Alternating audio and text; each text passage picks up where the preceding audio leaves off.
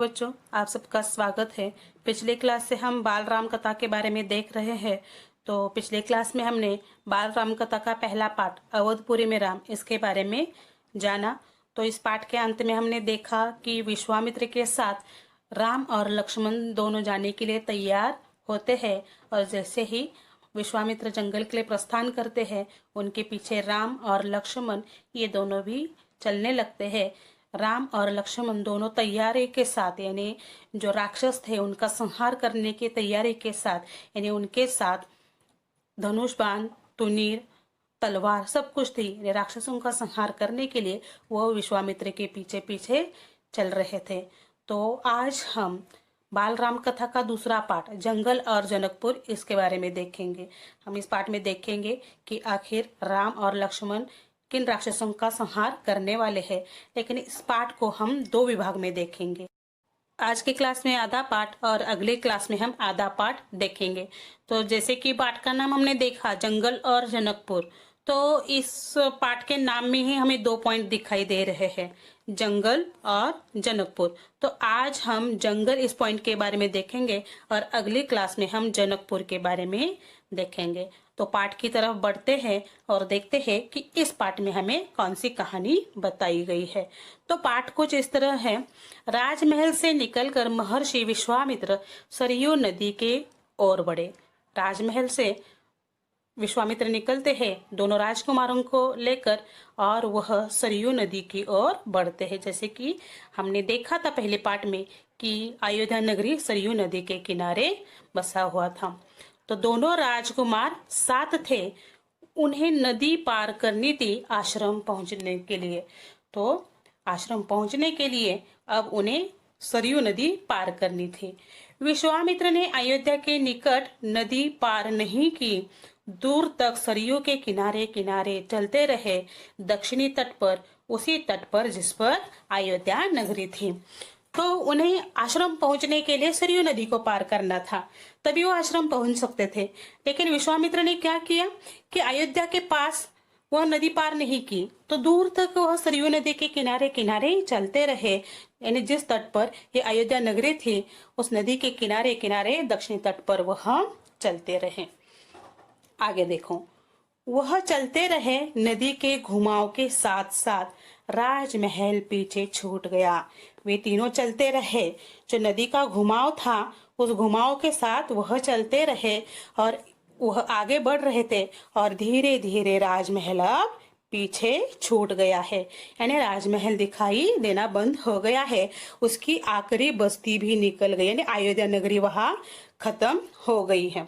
तो चलते चलते एक तीखा मोड़ आया तो सब कुछ दृष्टि से ओझल हो गया। यानी वो नदी के किनारे आगे बढ़ रहे थे और एक ऐसा मोड़ आया कि पीछे अयोध्या नगरी पूरी तरह से दिखाई देनी बंद हो गई थी। ठीक है, आगे देखते हैं। राम और लक्ष्मण ने एक बार भी पीछे मुड़कर नहीं देखा। उनकी नजर सामने थी, महर्षि विश्वामित्र के सदे कदमों की ओर। तो राम और लक्ष्मण ये दोनों विश्वामित्र के साथ चल रहे थे, अपनी नगरी को छोड़कर आगे बढ़ रहे थे, लेकिन एक बार भी उन्होंने पीछे मुड़कर नहीं देखा। यानी वो विश्वामित्र के साथ जा रहे थे, अपने पिता की आज्ञा का पालन कर रहे थे और पिता की आज्ञा का पालन करते हुए वे जरा सा भी पीछे मुड़कर नहीं देख रहे थे। उनकी नजर सामने थी, यानी विश्वामित्र आगे बढ़ रहे थे और उनके कदमों की ओर ही उनकी नजर थी। एक बार भी उन्होंने पीछे मुड़कर नहीं देखा था। सूरज की चमक धीमी पड़ने लगी थी, मतलब अब शाम हो रही थी। शाम होने को आई, राजकुमारों के चेहरे पर थकान का कोई चिन्ह नहीं था।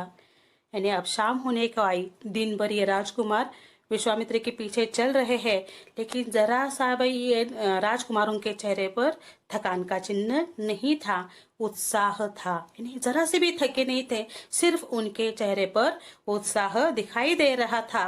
वे दिन भर पैदल चले थे और चलने को तैयार थे। वे दिन भर पीछे विश्वामित्र के पीछे पैदल चल रहे थे और भी वह चलने के लिए तैयार थे। महर्षि अचानक रुके, उन्होंने आसमान पर दृष्टि डाली। अचानक क्या होता है, महर्षि वहां रुक जाते हैं और वे क्या करते हैं, आसमान में एक दृष्टि, एक नजर डालते हैं, एक नजर से देखते हैं तो चिड़ियों के झुंड अपने बसेरे की ओर लौट रहे थे। वे देखते हैं कि अब शाम हो रही है और जो पशु पक्षी है, चिड़िया है, वह अपने झुंड से अपने अपने बसेरे की ओर लौट रहे हैं। आसमान मटमैला लाल हो गया था। चरवाहे लौट रहे थे, गायों के पैर से उठती धूल में आधे छिपे हुए। तो आसमान मटमैला लाल हो गया था, मतलब अब सूरज छिप रहा था। चरवाहे यानी जो गाय भैंसे चराने के लिए लोग लेकर जाते हैं, उन्हें चरवाहा कहते हैं, वे भी लौट रहे थे और गायों के पैर से जो उठती हुई धूल थी उसमें वे आधे छिपे हुए थे। आगे देखो, हम आज रात नदी तट पर ही विश्राम करेंगे, महर्षि ने पीछे मुड़ते हुए कहा।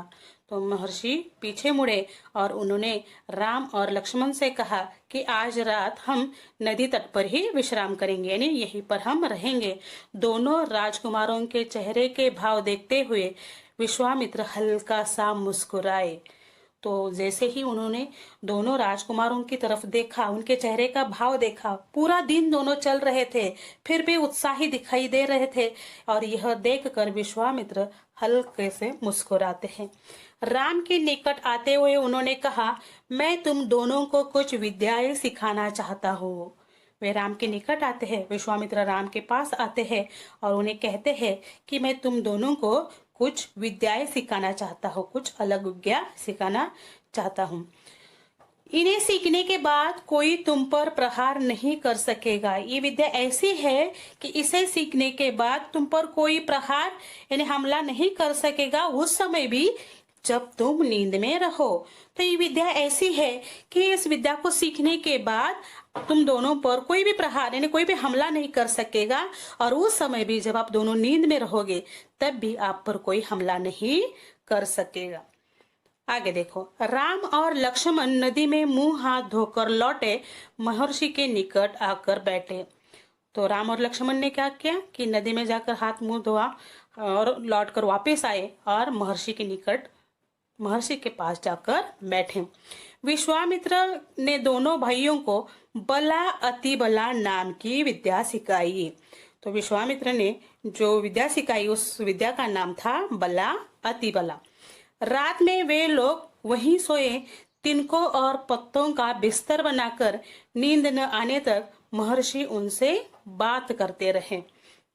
रात में ये तीनों यानी विश्वामित्र, राम और लक्ष्मण वही नदी के किनारे तिनकों और पत्तों का बिस्तर बनाकर सोते हैं और जब तक नींद नहीं आ रही थी महर्षि उनके साथ बातें कर रहे थे। आगे देखो,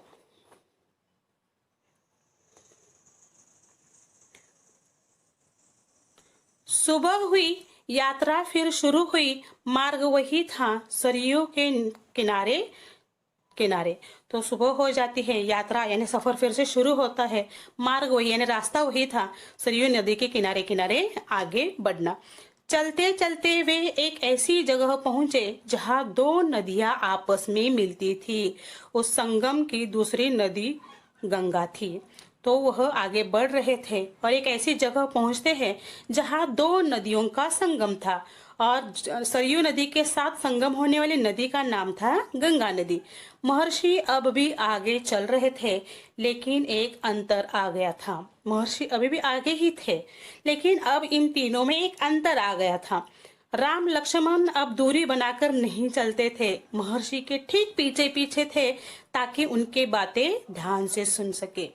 पहले हमने देखा कि महर्षि आगे थे, उनके पीछे राम थे और उनके पीछे लक्ष्मण थे, लेकिन अब ये तीनों चल रहे थे लेकिन एक निश्चित अंतर आ गया था, यानी उनकी दूरी बहुत कम हो गई थी।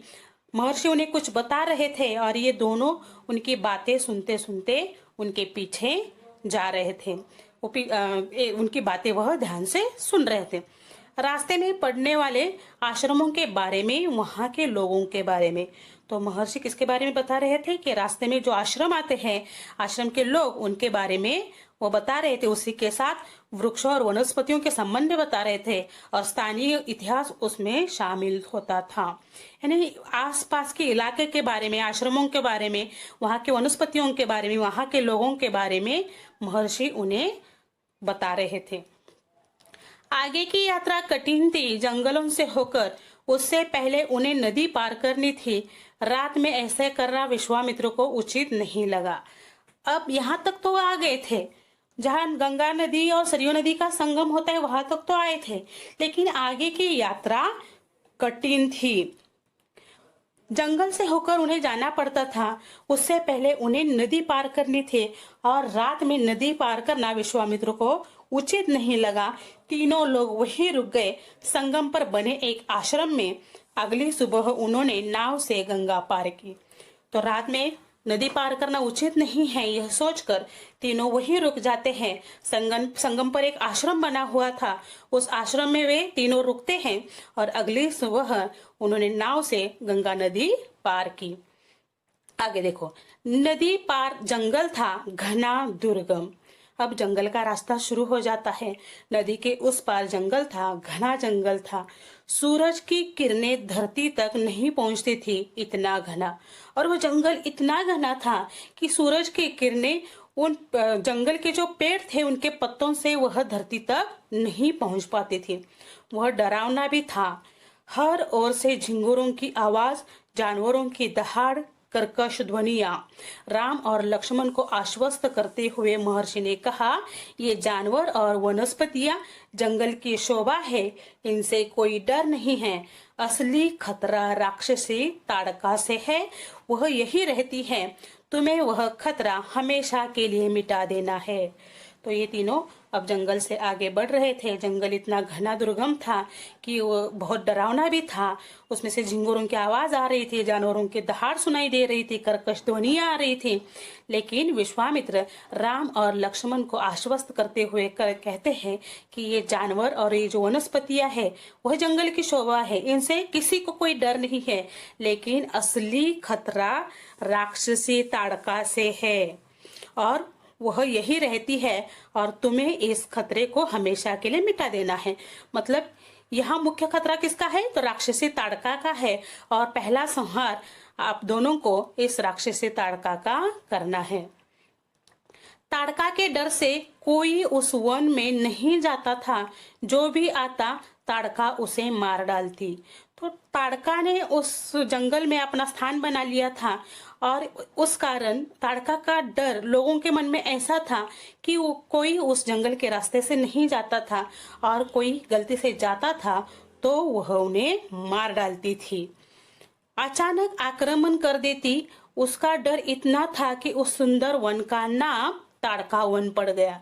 क्या होता था, वो अचानक क्या करती थी, जो भी जाते थे उन पर आक्रमण करती थी और उसका डर इतना फैल गया था कि उस सुंदर से वन का नाम ताड़का वन पड़ गया था। यानी उसके नाम से उस जंगल को जाना जाता था।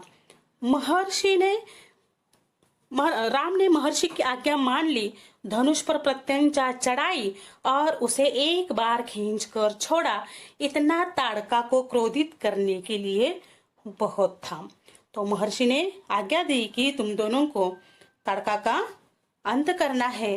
तब राम क्या करते हैं, उनकी आज्ञा मानकर धनुष पर प्रत्यंचा चढ़ाते हैं और उसे खींचकर छोड़ देते हैं।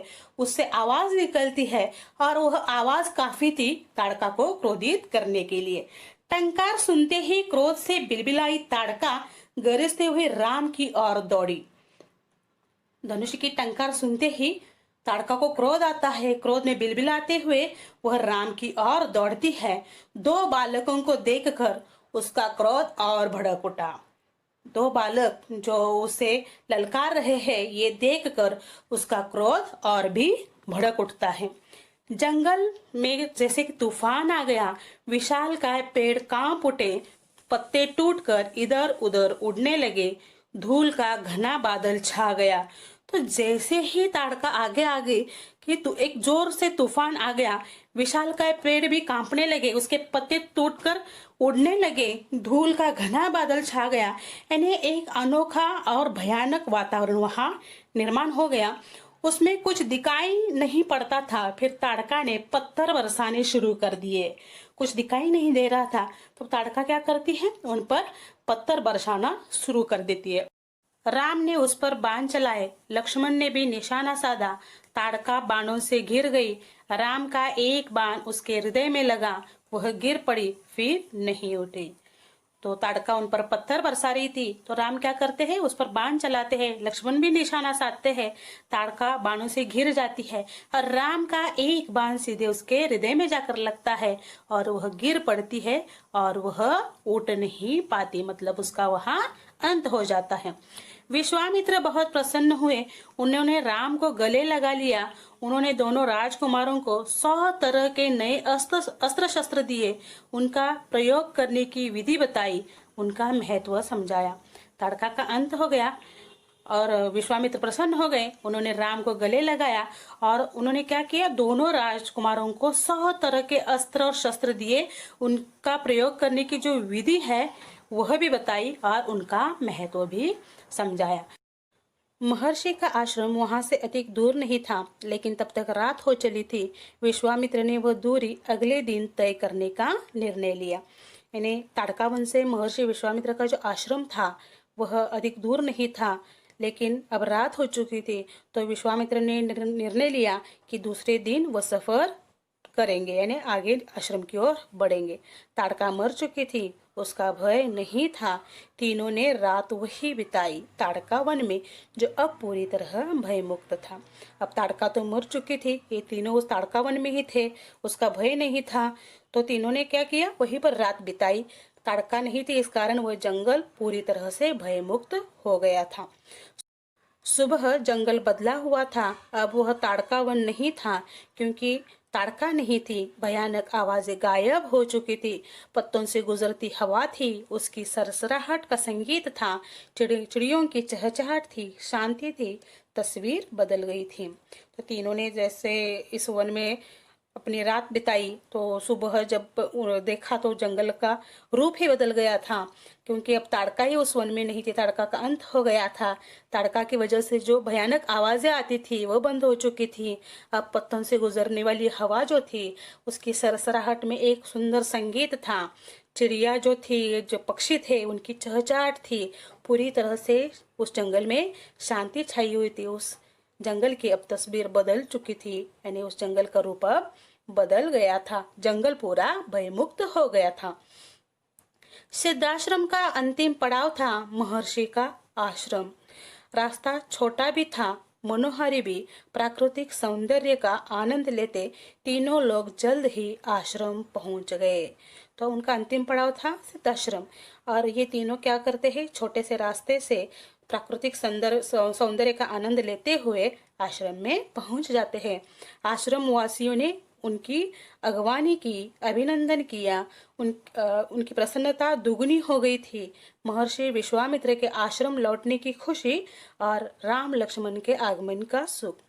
ये तीनों जैसे आश्रम में पहुंच जाते हैं तो आश्रमवासी जो होते हैं, आश्रम के लोग होते हैं, उनका स्वागत करते हैं, अभिनंदन करते हैं। उनकी प्रसन्नता बढ़ जाती है, क्योंकि विश्वामित्र वापस आश्रम में लौट आए थे और उनके साथ राम और लक्ष्मण थे। इन कारण जो आश्रम के लोग थे उनकी प्रसन्नता दुगनी हो जाती है। विश्वामित्र यज्ञ की तैयारियों में लग गए। अनुष्ठान प्रारंभ हुआ। आश्रम की रक्षा की जिम्मेदारी राम लक्ष्मण को सौंपकर महर्षि आश्वस्त थे। अब विश्वामित्र जैसे ही सिद्धाश्रम पहुंचते हैं तो यज्ञ की तैयारी शुरू करते हैं। अनुष्ठान प्रारंभ भी होता है और आश्रम की रक्षा करने की जिम्मेदारी और राम और लक्ष्मण को देते हैं और वह यज्ञ में लग जाते हैं। अनुष्ठान अपने अंतिम चरण में था, पूरा होने वाला था कुछ ही दिनों में। अनुष्ठान जो था वह अब अंतिम चरण में आया था, कुछ ही दिनों में पूरा होने वाला था। 5 दिन तक सब कुछ ठीक ठाक चलता रहा, शांति से निर्विघ्न। लगता था कि राजकुमारों की उपस्थिति ने ही राक्षसों को भगा दिया है। राम और लक्ष्मण ने यज्ञ पूरा होने तक न सोने का निर्णय किया। वे लगातार जागते रहे, चौकस रहे, कमर में तलवार, पीठ पर तुनीर, हाथ में धनुष, प्रत्यंचा चढ़ी हुई, हर स्थिति के लिए तैयार। 5 दिन तक यह यज्ञ जो था ठीक ठाक चलता रहा, पूरी शांति से, उसमें कोई भी विघ्न नहीं आया था। और ऐसा लग रहा था कि ये दोनों राजकुमार वहां उपस्थित थे, उनके डर के कारण ये राक्षस शायद भाग गए हैं। तो राम और लक्ष्मण ने भी ये निर्णय किया था कि जब तक यज्ञ पूरा नहीं होता तब तक वे दोनों नहीं सोएंगे। वो लगातार जागते रहे, चौकस रहे और राक्षस हमला जब भी करेंगे उसके लिए वह तैयार थे। कमर में तलवार, पीठ पर तुनीर और हाथ में धनुष प्रत्यंचा चढ़ाकर वह हर स्थिति के लिए तैयार थे। यानी जब भी राक्षस आक्रमण करेंगे वह उनका प्रतिकार करने के लिए अब तैयार थे। अनुष्ठान का अंतिम दिन अचानक भयानक आवाजों से आसमान भर गया। अनुष्ठान का अंतिम दिन था, यानी अनुष्ठान जिस दिन पूरा होने वाला था उस दिन अचानक भयानक आवाजें आने लगी। सुबाहु और मारीच ने राक्षसों के दल बल के साथ आश्रम पर धावा बोल दिया। जो दो राक्षस यज्ञ पूरा नहीं होने दे रहे थे उनका नाम है सुबाहु और मारीच। तो ये जो दो राक्षस हैं, ये इन्होंने क्या किया कि अपने दल के साथ, अपने बल के साथ, यानी दल और अपनी शक्ति के साथ आश्रम पर धावा बोल दिया था। मारीच क्रोधित था, यज्ञ के अलावा भी इस बात से कि राम लक्ष्मण ने उसकी माँ को मारा था, ताड़का को। तो ये सब आश्रम में पहुंच जाते हैं। तो मारीच जो था बहुत क्रोधित था, यज्ञ हो रहा था इस कारण भी उसके क्रोध था, और इस बात से भी क्रोध था कि राम और लक्ष्मण ने उसकी माँ यानी ताड़का को मारा था। राम ने राक्षसों का हमला होते ही कार्यवाही की, धनुष उठाया और मारीच को निशाना बनाया। राम ने जैसे ही देखा कि राक्षसों का हमला हो रहा है, हमला हो गया है, उन्होंने तुरंत अपनी कार्यवाही शुरू की। उन्होंने धनुष उठाया और मारीच को ही निशाना बना दिया। मारीच बाण लगते ही मूर्छित हो गया। तो राम का एक ही बाण लगते ही मारीच वहां मूर्छित हो जाता है। बाण के वेग से बहुत दूर जाकर गिरा समुद्र के किनारे। तो राम का जैसे ही बाण मारीच को लगता है, उस बाण के वेग से ही मारीच का क्या होता है कि वो समुद्र के किनारे दूर फेंका जाता है। वह मरा नहीं, वो मरता नहीं। जब होश आया तो उठकर दक्षिण दिशा की ओर भाग गया। वो समुद्र के किनारे जाकर गिर पड़ता है, बेहोश हो जाता है, और जैसे ही होश में आता है तो डर के मारे वो दक्षिण दिशा की ओर भाग जाता है। राम का दूसरा बाण सुबाहु को लगा, उसके प्राण वही निकल गए। तो एक मारीच था, वह मूर्छित हो जाता है, बेहोश हो जाता है, दक्षिण दिशा की ओर भाग जाता है। और दूसरा राक्षस सुबाहु था, और जैसे ही राम का एक बाण सुबाहु को लगता है तो उसके प्राण निकल जाते हैं, उसका अंत हो जाता है। सुबाहु के मरने पर राक्षस सेना में भगदड़ मच गई। सुबाहु जैसे ही मर जाता है वैसे राक्षस सेना में भगदड़ मच जाती है। वो डर के मारे भागने लगते हैं। वे चीखते चिल्लाते भागे। कुछ लक्ष्मण के बाणों का शिकार हुए, अन्य जान बचाकर भाग खड़े हुए। महर्षि विश्वामित्र का अनुष्ठान संपन्न हुआ। यानी राम और लक्ष्मण ने ये सुबाहु, मारीच, इनका जो राक्षस दल था उन पर इस तरह हमला किया कि वे जान बचाकर भाग पड़े, और इस तरह ये राक्षसों से लड़ते रहे, और इधर महर्षि विश्वामित्र का अनुष्ठान संपन्न हुआ। तो बच्चों, यहाँ आज हमने जंगल और जनकपुर का एक पॉइंट देखा। तो अगली क्लास में हम आगे का पार्ट देखेंगे। धन्यवाद।